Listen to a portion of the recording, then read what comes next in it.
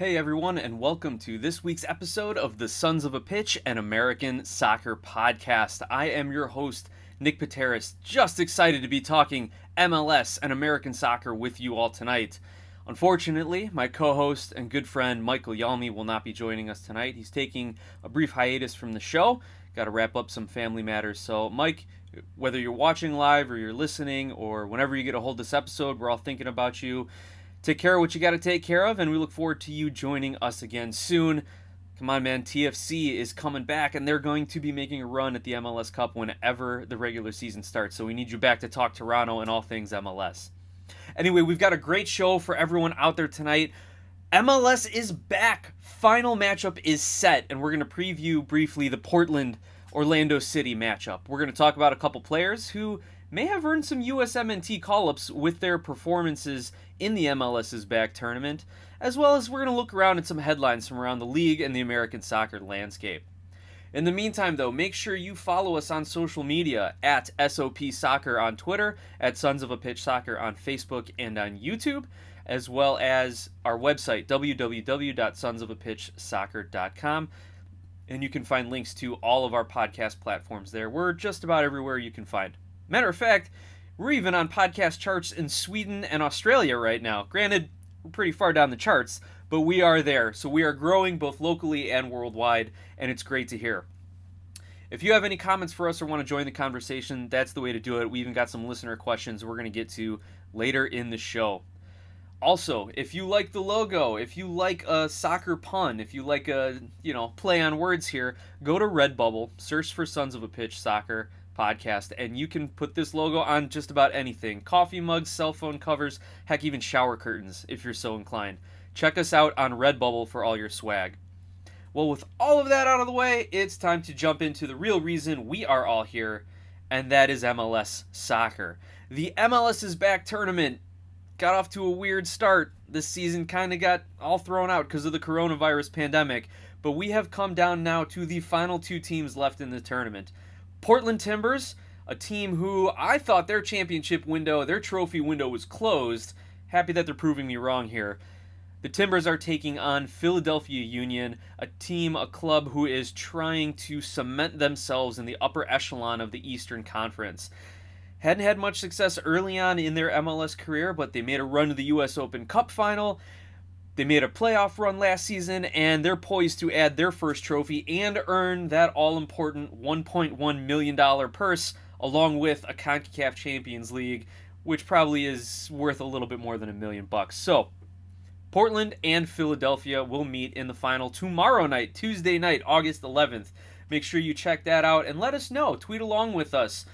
We try to live tweet at least a lot of the games and give our comments, or at least retweet a lot of our friends out in the podcasting and social media world. So make sure you jump along and follow that conversation. Now, how did they get here, though? I'm sorry, not Portland versus Philly. Portland defeated Philly to get to where they're at, and they will face off against Orlando City. Gosh, without Mike, my notes are just a little bit confusing here. So Portland defeated Philly, the Union, who almost cemented themselves in the upper echelon of the Eastern Conference. They went for it in that game, folks. That semifinal matchup, you had Valeri starting, none of the super sub role that we thought maybe he's going to come back into. The Timbers are going for it, though. That when you see him in the starting lineup, you've got to know that the Timbers are going for it. You had early goals by Ebo Bisay and Blanco, which it's phenomenal. Blanco, the shortest man on the pitch, is the one getting the header on the corner. Thank you, Adnem. Thank you, Mike, for joining, for letting me know it's Portland, Orlando. Apologies again for that faux pas with my notes a little backwards here. Anyway, Ebo Bisay and Blanco get the goals to put Portland up. Philly misses a PK right before the half. That would have equalized it at halftime. Late in the game, though, they do get an equalizer that's called offsides due to VAR. Philly fans say they're robbed, but you know what? You can't miss a penalty kick in the dying seconds of the first half and consider yourself robbed. You can't wait for an 89th minute VAR call to reverse it and then say you got robbed. So anyway, Union fans, it was a great run. I expect a lot from the Union this season. Don't claim you were robbed. we'll see you once the regular season restarts. Portland is on to the finals, and that's how much fun I had watching that Portland-Philly game. I thought it was the final matchup. Another reason for my faux pas. Again, apologies to Orlando City. But let's talk about that Orlando City team right now. Orlando City defeats Minnesota United 3-1 here. They move on to the finals, and what's great is, to be honest, I didn't make it through the rain delay. If you saw my tweet, I had a lot of bar options to choose from. Started drinking a little early that day, and my 35-year-old father of three suburban self just, couldn't hang to the end of the rain delay. I was enjoying the delay too much, I suppose. But anyway, you have an Orlando team who really has come out all cylinders firing. A lot of people really didn't give them much credit. The fact that they were the top seed in their group just by virtue of the tournament being played in Orlando, maybe that gave them that little bit of a mental edge that they needed, even though a lot of people wrote them off. The fact that Chris Mueller really stepped up. Nani takes games over. He no longer tries to defer to his teammates. He wants to take a game over. He will do that. He had 2 goals and he set up the third. This was his game. Man of the match, maybe the man of the tournament in a lot of people's books. So that sets up the Portland-Orlando City final matchup. And you've got 2 of the best players in the tournament, arguably, matching up head-to-head. You've got Nani for Orlando, 3 goals, 3 assists, and in my opinion, the smartest guy on the pitch at all times. And then you've got Sebastian Blanco, 3 goals and 5 assists so far in this tournament, who really provides the spark for the Timbers. And there was a moment in the last game where he gets fouled, and there's no call, and he slowly gets up, and he's eyeing the ref, and he's eyeing the other player, taking his sweet time and sending that message that, if this is what you're going to do to me, watch what I'm going to do to you. And he takes Portland into the finals. My pick here, this was a tough one. Usually when I go with MLS, you're the best team until you're knocked off. You're the favorite until you lose. You're the top player, you're the DP until you get hurt or until your contract's up. I stick with what's been going on. And Orlando just hasn't proven themselves to get over that hump yet. Additionally, like I said before, Portland's championship and trophy window, apparently it's still open. They've got the depth in Andy Polo, Nizgola, Paredes, Farfan, and Eric Williams come out of nowhere to have a decent tournament. Like, they got 5 guys who they could probably plug into the starting lineup and have the same type of talent level. Not much of a drop-off. And then what do they do with Diego Valeri? Does he continue to start? I think he does in this game. The way they went after it against Philly, he's got to start against Orlando. But even then, you could have him on the bench, and they'd be just as comfortable and have just as good of a team. So you've got depth. You've got the experience making these playoff runs, winning a trophy not too long ago, especially with Gio Savarese still on the sidelines. My head says Portland is going to win this game, and my heart says the Timbers. Yes, I think Portland is going to win this both academically and pure soccer passion. I think this is the Timbers game. I'd love to see this group raise another trophy, if only to see Savarese's celebration. That guy, I wish we had a camera on him at all times. The MLS, can they bring back coaching cameras? Can we do that? If anyone out there knows anyone in the league, just put a camera on Savarese at all times. I'm not just talking about like the 90 minutes he's in the coaching box. I want to see him at halftime. I want to see him in the locker room. I want to see him getting into his car, because that man is entertaining at the very least. Let's get a camera on him. Let's see him raise another trophy and see just how much of a celebration Portland is going to have. And you know what? For the city of Portland, I mean, they're already out in the streets doing stuff. Might as well throw in a soccer trophy there as well. Furthermore, I think you're going to get a lot of bitter Seattle Sounders fans. And by having Portland win this tournament and win this trophy and get the CCL spot, and Seattle coming off of a couple MLS Cup titles in the last few years, like, that would further spark that rivalry, and it would be great for the league and great for fans. Orlando can win it. I'm not counting them out entirely. If Portland sits back in that defensive shape that they love so much, Nani could have a field day and pick these guys apart, and we've seen some really good passing from the others in Orlando, and Mueller could have another one of his games where he knocks a couple into the back of the net. So if Orlando scores early, the Timbers have to get out of their shape, or if Nani can pick them apart, I think those are 2 things that could really have Orlando City upset Portland here. Additionally, another thing that could really throw the game off, if Sebastian Blanco, the aforementioned Sebastian Blanco of Portland, gets an early red card, if he has some ridiculous tackle, if Orlando gets under his skin and he does something, he lashes out, he spits, he throws a punch, he comes in studs up from behind. If he gets that straight red and Portland's got to play down a man for an hour or so of this game, that could be another factor that leans in favor of Orlando City. But again, I'm picking Portland. Probably be 3-1, 2-1, something like that. Maybe 3-2, 4-2 if they're out and running and scoring early. But I think Portland's the better team on the whole, on the tournament, and I think they'll be the better team that night.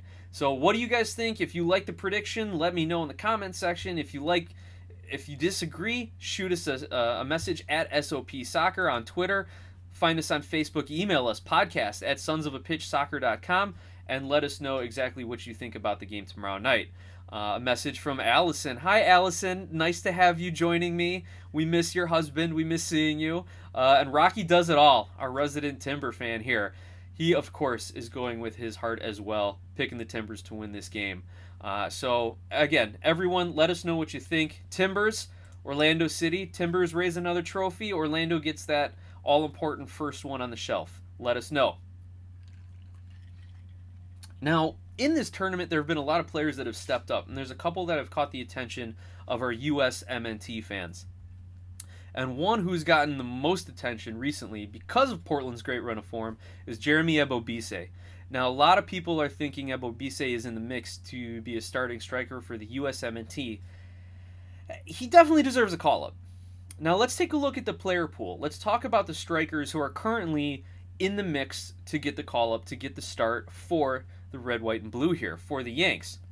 Now, for me, they kind of fall into three categories. Our established strikers, guys who are going to break in, and then kind of the up-and-comers who just need a little bit more senior-level experience or a little bit more experience in the Berhalter system.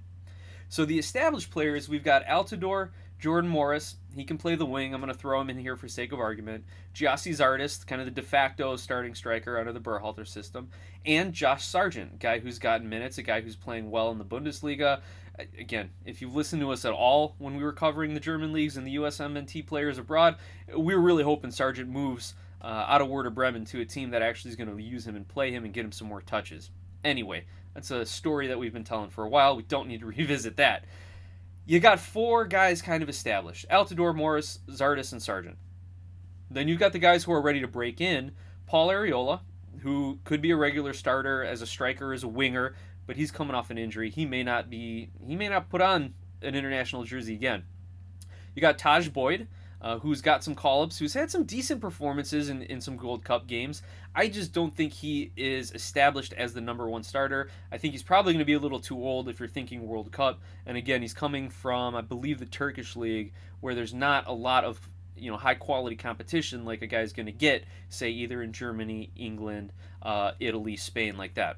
Anyway, I would put Ebo Bisay in that break-in. He's gotten some call-ups. He's trained with the team. He's played in a few U.S. games. I believe he's even scored one. So I'd put him in that break-in group that he should at the very least get the call-up for camp and push the established four guys for a starting spot. And then you've got the up-and-comers in this group. This is where everyone's excited about if you're a USMNT fan. Tim Way over in Lille. Ulysses Lanes playing for Wolfsburg. Jesus Ferreira, right here, FC Dallas. Corey Baird, Real Salt Lake. Jonathan Lewis of the Rapids, who already has 6 caps to his name. And Gio Reyna, who's playing at Borussia Dortmund in Germany, no caps yet. So those, to me, are kind of the up-and-comers. Then again, there could be anyone else who, emerges, some 16 or 17-year-old who's just flying high when it comes to the World Cup. Now, let's take a look at some of Ebo Bisay's stats here in the MLS. Here's a really brief player profile of Jeremy Ebo Bisay. He's been with the club for 4 years. He's got a good pedigree. I mean, he started a couple years at Duke, playing there, an excellent American college soccer program. He's got 4 years with the Timbers, was drafted by the Timbers, as a matter of fact. And if you look at 2019, last season, what a breakout season he had. Played in 34 games, scoring 11 goals, despite only 25 starts. So he's scoring about every third appearance. And I would guess a few of those games are just kind of token appearances towards the end of the game right there. So you can see how he has progressed from kind of spot start, depth piece, maybe a project under Savarese in Portland, to now becoming the regular starter and a guy they can count on. By the way, if you haven't seen, check out the beard he's grown either. He's definitely grown up if you're going from a facial hair standpoint. Anyway, Ebo Bisay Does he make it to the USMNT? Again, I really think he gets a call-up. He needs a call-up. He needs to train with these guys, play under Berhalter a little, and push the current starters. I could see if we run a three-striker roster going into the World Cup, Josh Sargent, Jeremy Ebobisi, and Gio Reyna as three strikers. Possibly Wea Ariola, or maybe even Gio. Those guys could even end up as wingers and also on the roster. Part of the reason I go with these young guns here, the young guns we call them now, because in 2 years you've got Gyasi Zardes, who's going to be 30 years old. So maybe he's that third striker, kind of a backup guy, someone who's established. Josie Altidore, he'll be 32 years old, but in all likelihood, he'll probably be hurt at that point. So that's why you can't count him in any sort of future plans. Jordan Morris will be 28 years old, and I don't know if you want a 28-year-old Jordan Morris who relies a lot on speed to be in your starting striker in an international competition like the World Cup. So again, Ebobisi should get the call-ups. He's got a good chance at making the 23-man roster as long as he keeps his form up, as long as he keeps playing at Portland. I haven't heard any transfer rumors about him going to a bigger club or a mid-level club in Europe, or kind of a second-tier European league like the English Championship or the Portuguese league, something like that. But we'll see. We'll see. If he has himself a good game and a great season, this winter transfer window, you could see some action on Jeremy Ebobisi. So, fans out there, what do you think? Is this the future of the USMNT, Jeremy Ebobisi? Or is he just going to be a complimentary player who, maybe breaks the roster, maybe gets a sub on occasion? As Rocky says in the comments, Ebobisi is the first to show up at every home game. His work ethic is unmatched. That's great to hear. That's phenomenal. I love seeing a young player like him, someone who is absolutely putting the pressure on himself and living up to his own expectations, as well as living up to that of the club and the coach. And again, you saw that in the graphic as he's just continuing to get more starts, more minutes, and therefore more goals for the Portland Timbers. I gotta wet the whistle there and keep the pipes nice and lubricated. And with that, let's take a little quick halftime break here. I'd like to recognize the sponsors of our podcast, Donovan Food Brokerage, a sales and marketing firm focusing on food service sales in the Midwest. If you need to get food to people, whether it's schools, businesses, vending services, whatever the case may be, contact Donovan Food Brokerage. Look them up on the web, donovanfoodbrokerage.com. And we want to thank John Donovan for everything he's done for our show, for the support that he has had for us to allow us to talk soccer. Thank you, John. Thank you, Donovan Food Brokerage, for your sponsorship and letting us do what we love to do, and that's talk soccer. I know we're going to get to some Chicago headlines at some point over the next couple of weeks, so stay tuned. John will give you all the latest and our takes on everything Chicago Fire. We'd also like to recognize Nice Premium Iceland Pure Spring Water, available at any of your local Walgreens. Nice Premium Iceland Pure Spring Water. Mike loves it, let me tell you. He's gone out and he's bought a couple cases of it already. I'm pretty sure his kids get to it before he does because they enjoy it so much. And also, we want to recognize Skira Icelandic Spring Water, the official hydration break sponsor of SOP Soccer. You can get yours at your local 7-Eleven. So, at the very least, we're staying very well hydrated here at the Sons of a Pitch, an American soccer podcast, thanks to our sponsors. Now, let's jump back into the conversation of players who might have played themselves into a USMNT call-up. Now, before we do that, we're getting a few comments here. Julian Servideo, sorry.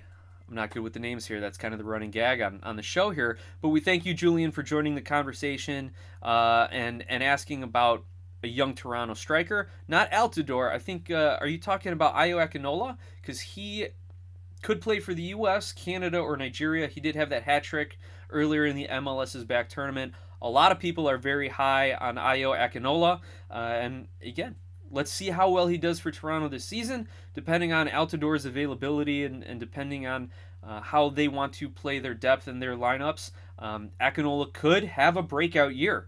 He could be getting some interest already for some teams overseas. But, I think a lot of people are being very cautious with these players who have these great tournament runs in this post-COVID, the COVID Cup tournament, if you will. We'll see if they can sustain it, but definitely has showed the ability to excel at the MLS. And you're right. Yeah, he hasn't decided yet. I think he has played for the U.S. in some youth tournaments and some youth friendlies, but he could do his FIFA switch, or he could commit at the senior level to either Canada, Nigeria, or the United States. So we'll keep an eye on Ayo Akinola, and we'll make sure that you get updated first here from the Sons of a Pitch, because as we all know, Mike loves TFC and will let us know everything he possibly can about Ayo Akinola and their roster. Anyway, getting back to another player who has stepped up in the MLS's back tournament, Minnesota United defender Hassani Dotson has gotten a lot of love on social media and has gotten a lot of buzz because of how well that he has stepped in and filled the role of Ike Opara here. Again, Opara was unable to play in the MLS's back tournament. Minnesota inserts Hassani Dotson, makes some defensive moves, and they make it all the way to the semifinals again. Not again. They make it to the semifinals of the MLS's back tournament, losing out to Orlando City. But you know what? Hassani Dotson, he did what he needed to do, right? A Minnesota team who was maybe a pick of some, a trendy pick of others, a dark horse and most to win the tournament, helps get his team to the semifinals. But did he do enough to get a USMNT call-up? And maybe he's just the victim of bad timing. Let's take a look here. So he's a 23-year-old defender. He came up with the Crossfire Academy in Washington Premier. So a couple of great youth clubs, Crossfire, everyone knows DeAndre Yedlin came up with them. So Minnesota might have made a great discovery in this player and signing him. He played a few seasons at Oregon State and had 72 appearances for them. And then in his senior career has played with Crossfire and Lane United and joined Minnesota United last season. So, let's take a look at his Minnesota United career. Here we got Hassani Dotson. 2 seasons, or he's in his second season with Minnesota United. Only 15 starts last season. Again, we had Ike Opara. They had Ozzy Alonso playing that defensive midfielder role. Those two guys had pretty much locked it down for everything Minnesota needed. You had Metenier playing really well. I think he even earned himself a potential Defender of the Year, Most Improved Player, or some type of award like that. But Hassani Dotson, again, only in his second season at the MLS level. Are we going to bring that player into the USMNT camp? I think that's the question that we've got to think about right now. And even for Minnesota United, not the regular starter, at least not yet. So I don't know if he has the talent and ability, or at least he's going to get the opportunity to showcase it to get him into the USMNT conversation. Additionally, he didn't really have a good game against Orlando. So of the 4 starting defenders, he had the lowest pass completion percentage and spent most of his time in the defensive third, according to FBref.com. And I know Minnesota wanted to press for a little bit, so the fact that he was still hanging back doesn't bode well for him. Again, it's only his second year in the MLS. And hey, I got no problem if Berhalter calls him into camp. If the U.S. Soccer Federation brings him into one of those, 40-man camps where they're just working guys out and training guys and kind of seeing who's got the work ethic, who can fit in, things of that nature. I love competition, especially at the international level like this. You want to see who wants to be there and who's going to push hard for it. And if Hassani Dotson can push some of these established defenders, I'm all for it. I just don't think he's there quite yet. Now, ESPN actually did a similar video and put together, their projected starting lineup. Now, this is back in March, and their projected lineup will go through and see if Dotson could fit in anywhere in this defender pool. At left back, they've got Serginho Dest being backed up by Miles Robinson. Center backs of John Brooks and Aaron Long, backed up by Walker Zimmerman and Matt Miazga. And the right back, Reggie Cannon, backed up by DeAndre Yedlin. So that's ESPN's kind of 8 defenders that they believe are going to be the starters and the first subs for the U.S. national team when the time comes to get into World Cup qualifying. Now, that's not the whole player pool either.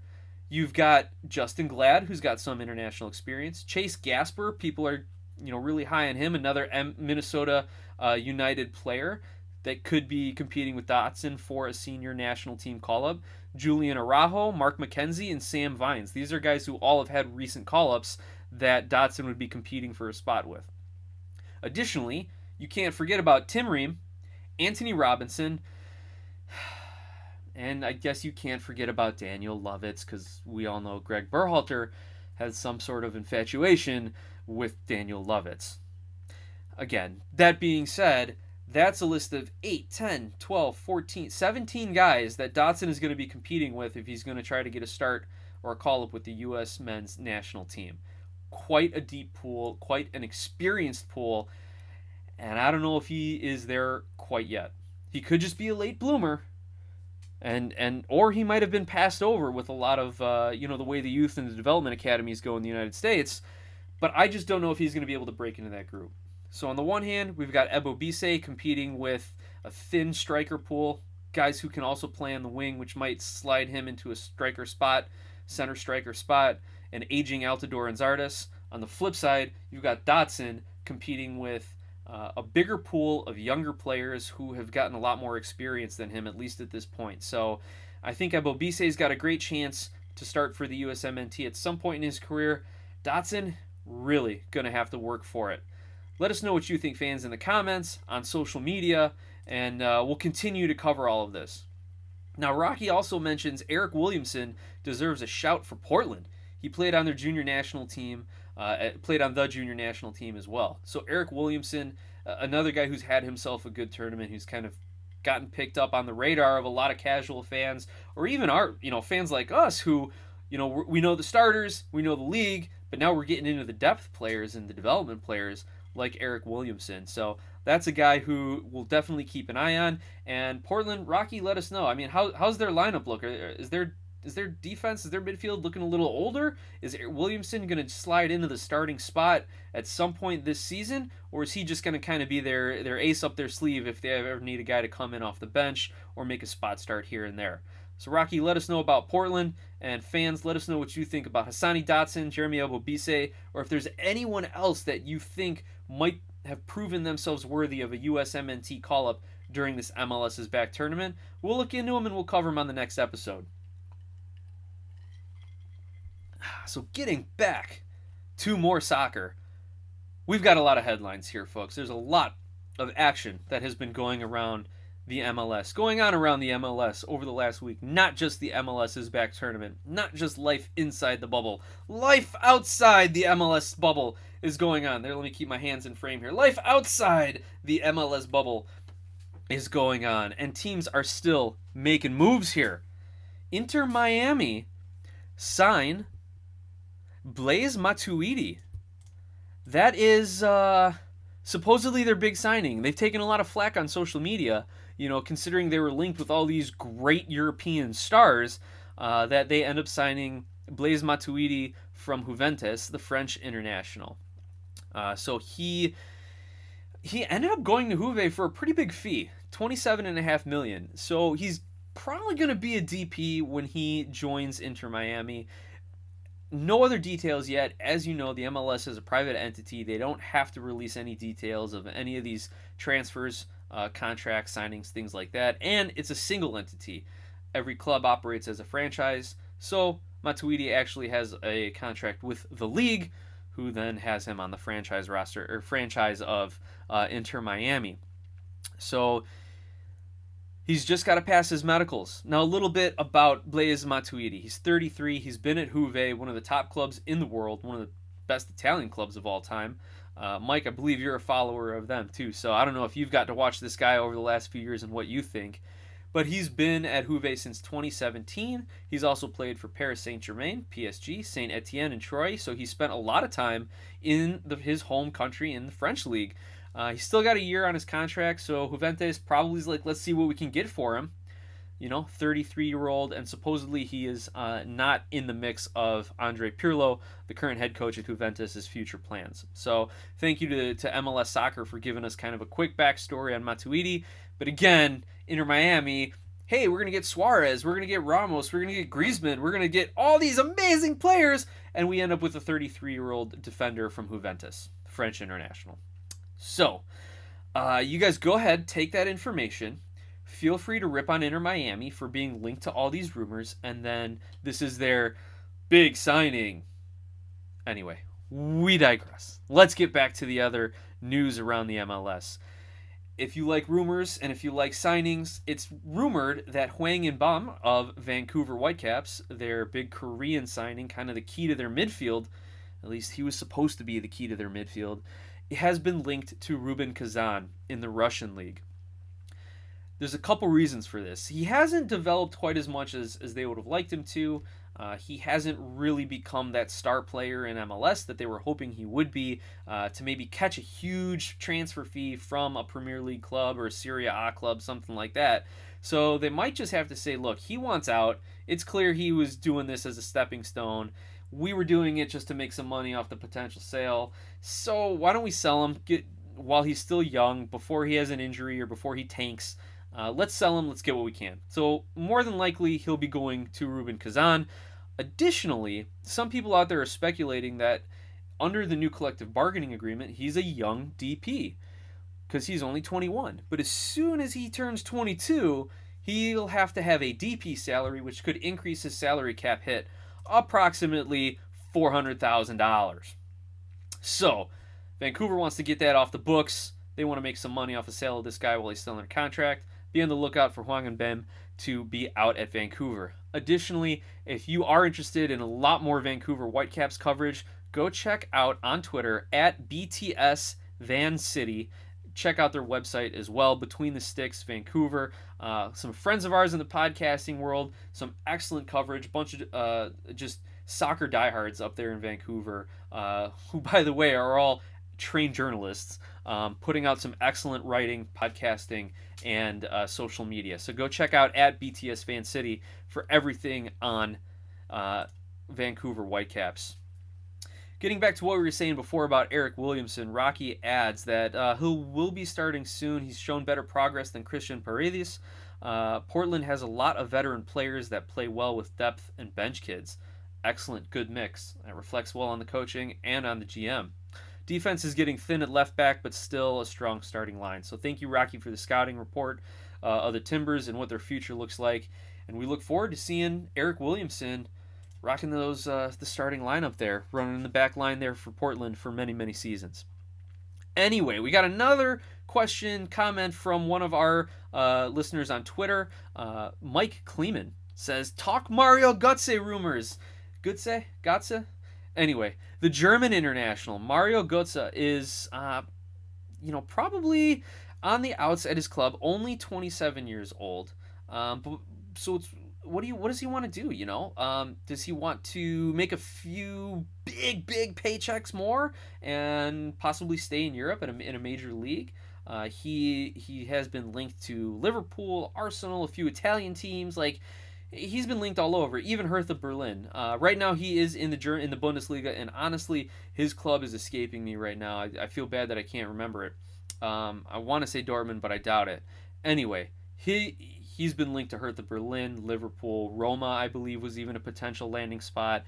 So does he want that highest level, top of the world, high salaried stuff, or I've also heard that a possible landing spot for him, not that there's been any links or backdoor talks, but if he were to come to the MLS, which, for a season or two, we could see that. We could have some fun with this great German international, this top player. He's likely to land up at LA Galaxy. Again, all the big names go to the Galaxy, right? Or at least maybe they're linked to Miami. I'm not going to believe he's coming to the MLS until he actually gets linked to Miami first. Anyway, the argument comes down to, does he want to try and play in these top clubs, these top leagues, maybe get a huge paycheck one last time, or come to the MLS for a couple years, make a couple million, and then set himself and his family up for the long-term future? Does he like the quality of life here? Does he want to build a family? I think he's newly married, start a family here in the U.S., start raising kids here, maybe get into the business side of things. There's a lot more than just your salary when you're an international star playing in the MLS. So things to look out for and to keep in mind when you're following the Mario Götze transfer rumors. Another headline that's going to affect us USMNT fans, Christian Pulisic.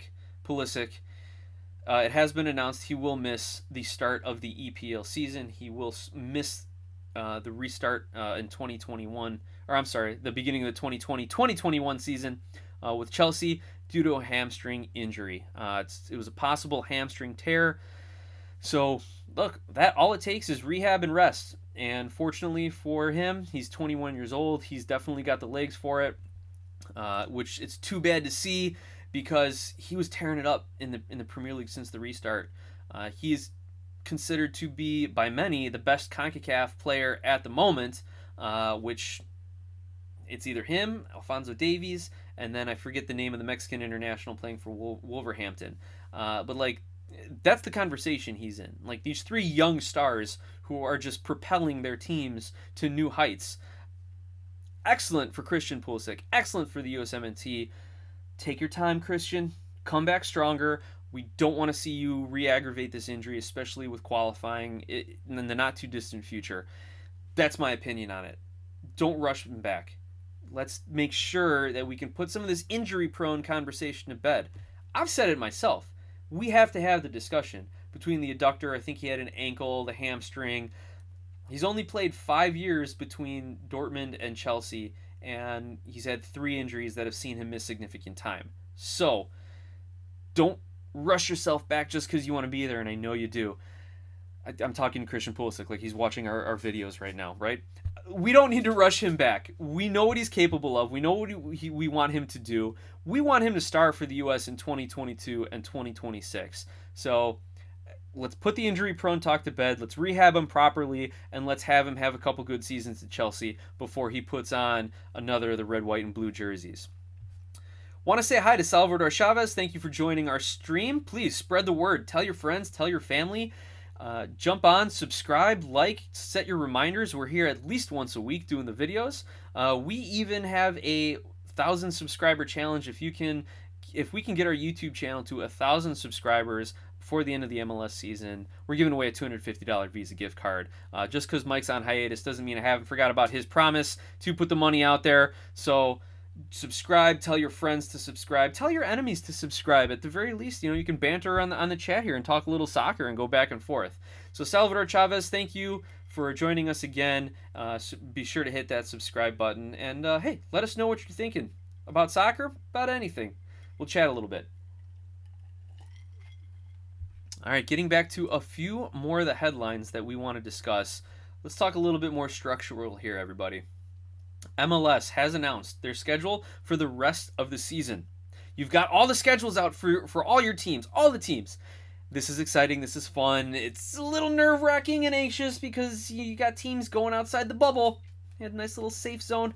Everyone was happy and well in the bubble in Orlando. Now you're getting out of the bubble. You're going to start by playing your regional opponents. So like for us here in Chicago, we'll be traveling to Columbus, Minnesota, maybe Kansas City. I haven't looked at the whole schedule in detail, but they are starting again back against Columbus.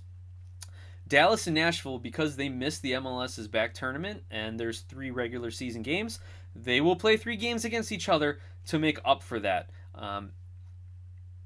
The only problem with the travel, though, is you've got Canadian clubs needing to come to the United States and vice versa, and there are international travel restrictions right now from the United States and Canada due to the health crisis, due to the coronavirus pandemic. So they're still working on that and trying to figure out how they are going to get these clubs to play each other. I haven't heard of any concrete details. I don't know if they're going to have like another mini bubble, or do they set up, Montreal with like a base with some like USL club, or maybe they play, say they would come to Chicago and just alternate and have a second team based in Chicago for the near future. I don't know. These are all things that are being considered, I suppose. Another quirk to the restart. They're going to do their best. The MLS is going to do their best to have the away team have same day travel. That's part of the reason why they're starting with regional games as well. So that means Chicago and Columbus. Chicago is going to have to take a bus first thing in the morning to Columbus, play their game, and then head back that night. That way there's as little travel and as little exposure to foreign areas as possible, foreign geographies as possible. Additionally, that might get around some of those, state governor issued, like if you're going to be here for more than 24 hours, you got to quarantine yourself. Or if you were outside of the state for 24 hours, you got to quarantine yourself on return. So that could be trying to get around some of those. So that is at least the plan. Those are kind of the quirks right now.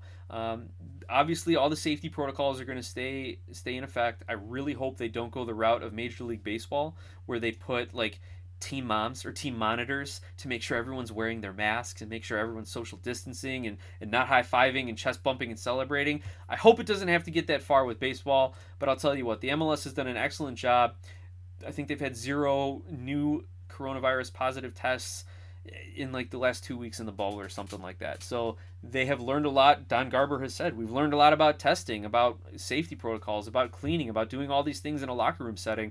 Hopefully they can continue that, keep the players safe, stop the spread of the virus. But most importantly, keep the games going. Give us some more soccer content. That's what we want. So we're looking forward to seeing how the MLS pulls this off. I know they will.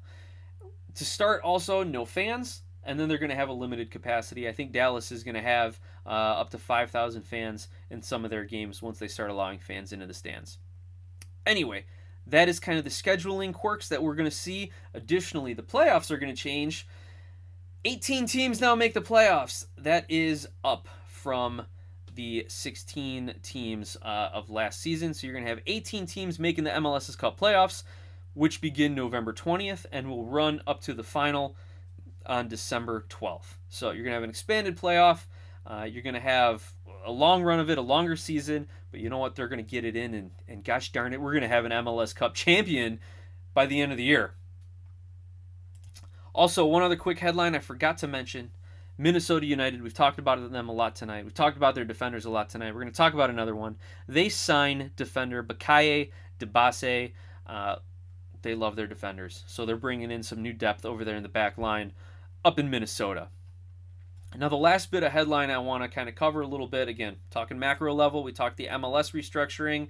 Concacaf Champions League, haven't forgot about them, our fifth favorite tournament in the world, third favorite tournament, might be our favorite tournament because of all the insanity that goes on.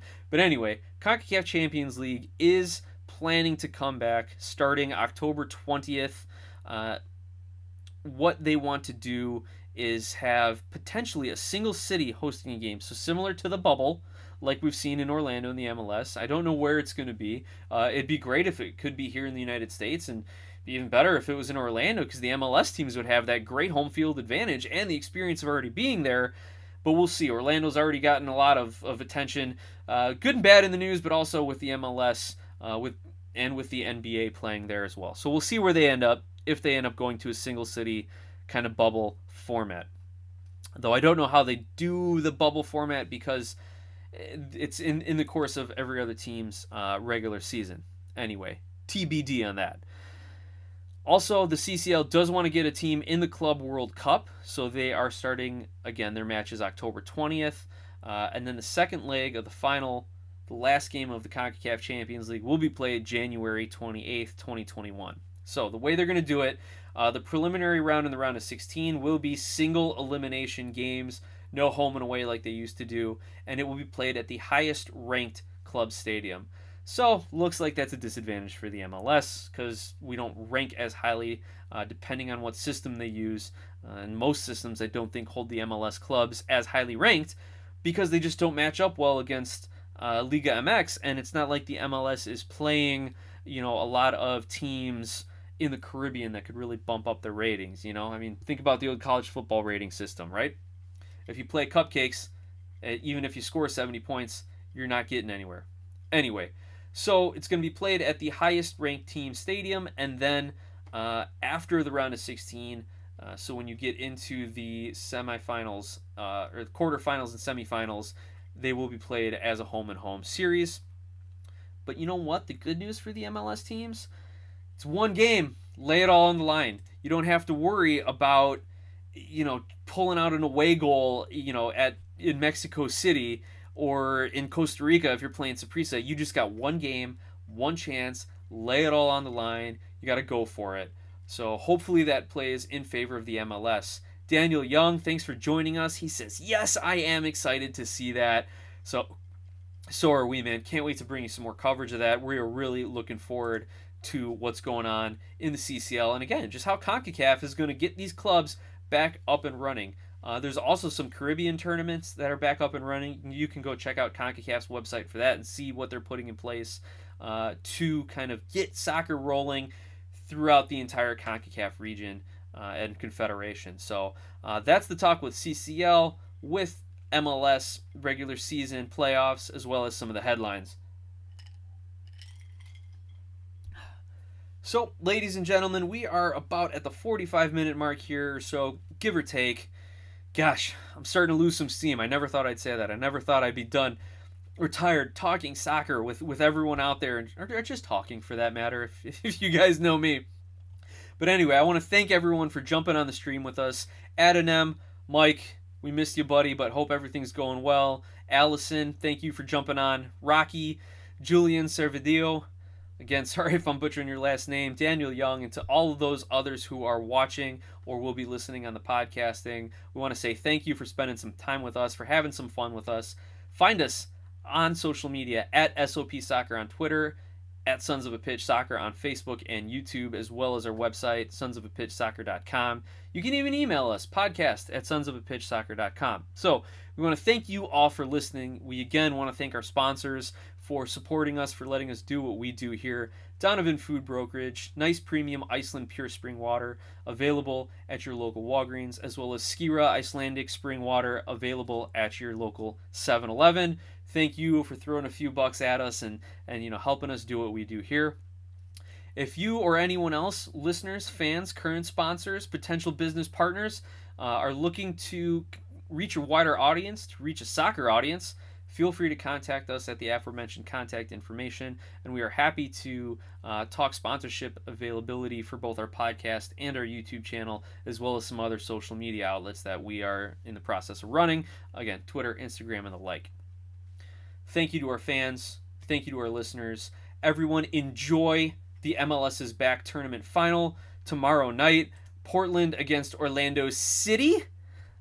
Pardon the faux pas from the beginning of the episode. I was so gung-ho about getting it, I kept talking about Philly. Anyway, Daniel, any thoughts of the Champions League? You know what? We don't have any details on it, but hopefully the MLS can finally raise the cup at this point. It's a pandemic year. Anything can happen, right? Anyway, thanks everyone. We look forward to tweeting with you, interacting with you, and we will be back next week once again. Take care.